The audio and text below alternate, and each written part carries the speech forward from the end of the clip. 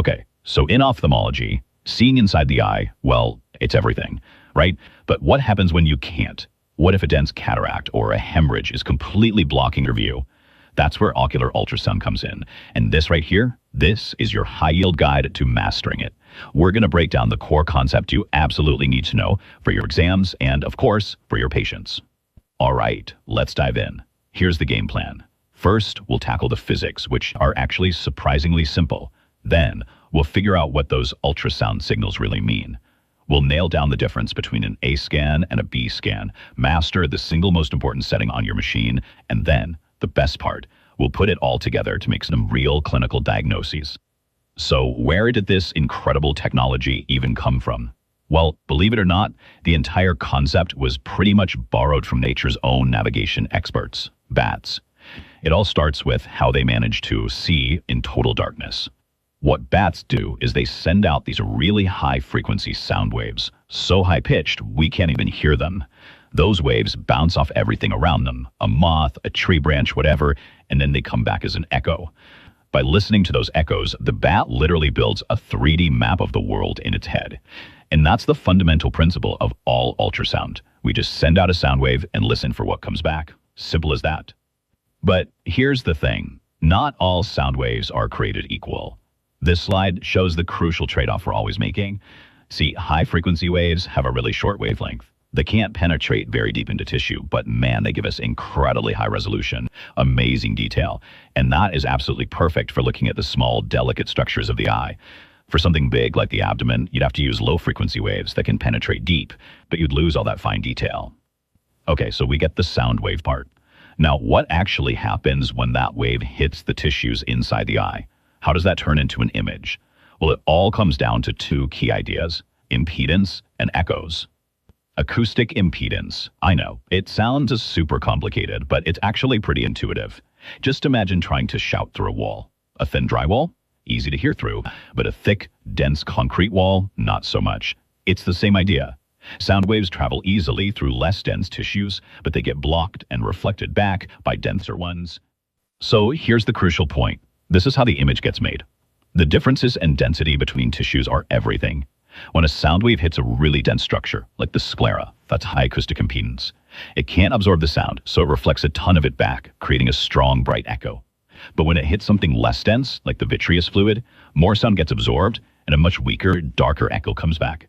The machine just translates those different echo strengths into the black and white picture we see on the screen. All right, now that we've got the physics down, let's look at the two main ways we actually use this stuff in ophthalmology. You're going to come across both A scans and B scans, and it's absolutely vital to know that they measure and display information in completely different ways. And this slide right here, this is pure gold for your exams. Think of the A scan, or amplitude scan, as a ruler. It's one-dimensional. It sends a single beam out and just measures how long it takes for echoes to bounce back, showing them as spikes. Its main job is just measuring distances, like the axial length in the eye for cataract surgery. The B scan, on the other hand, the B is for brightness. That's our camera. It's two-dimensional. It sweeps a bunch of sound waves across to create an actual anatomical slice of the eye, where the echo strength shows up as bright dots. This is our go-to tool for drawing a picture and diagnosing lesions. Okay, so since the B scan is our main diagnostic tool, we're going to focus on that for a bit. And to get a really useful image, one that actually tells you something, you have to master one critical setting on the machine: gain. So here's the problem you'll run into. The echoes from something really subtle, like maybe some fine debris in the vitreous or a posterior vitreous detachment, those echoes are naturally super weak. If your machine's gain is set too low, those weak signals just won't be picked up at all. They'll be totally invisible. You could be staring right at the pathology and completely miss it. So that's the clinical question, right? You suspect something subtle is going on, but your screen is just black. How in the world do you make those hidden, weak echoes actually show up so you can make a diagnosis? The answer is gain. The easiest way to think about gain is like the volume knob on a stereo. It doesn't pick and choose what to amplify. It just turns up every single echo coming back to the probe, both the weak whispers and the loud shouts, by the exact same amount. And here is the most crucial takeaway. Gain is not a set it and forget it kind of thing. It's a constant trade-off. When you crank the gain way up, Boom, those weak signals from a vitreous detachment finally become visible. That's a huge win. But at the same time, the strong signals from the retina and sclera get totally blown out. They become so bright you can't tell them apart anymore. Then, when you turn the gain down, the image gets much cleaner and you get great resolution of those dense structures. But all the subtle stuff just vanishes. A good clinician is always constantly adjusting the gain to find exactly what they're looking for. All right, let's put it all together now. We get the physics, we understand the signals, we know about the machine settings. So let's see how this all applies directly to patient care and making a diagnosis. This is where the theory really becomes practice. For your exams, you absolutely have to know why you would order a B scan. The number one reason by far is opaque media. If a dense cataract, a cloudy cornea, or blood in the vitreous is blocking your view of the retina, the B scan is your only way to see what's going on back there. You'll also use it to check out and differentiate lesions in the back of the eye, like tumors or different kinds of detachments, and of course, to find foreign bodies. And this right here really drives home how urgent this can be.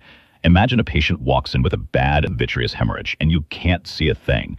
The B scan stops being just a fancy tool. It's the only way you can answer the most critical question. Is there a retinal detachment hiding behind all that blood that needs to go to surgery, like right now?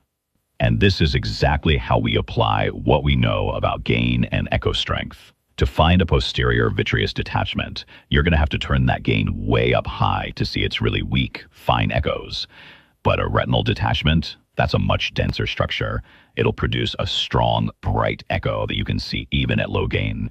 In fact, you'll want to turn the gain down to see it more clearly. The B scan even lets us look behind the eye to characterize orbital tumors based on their internal structure and how they reflect sound. It's all about interpreting the echoes you see on the screen. You know, ultrasound has been an absolute workhorse in ophthalmology for decades. It's fast, it's non-invasive, and it answers critical questions when we just can't see into the eye.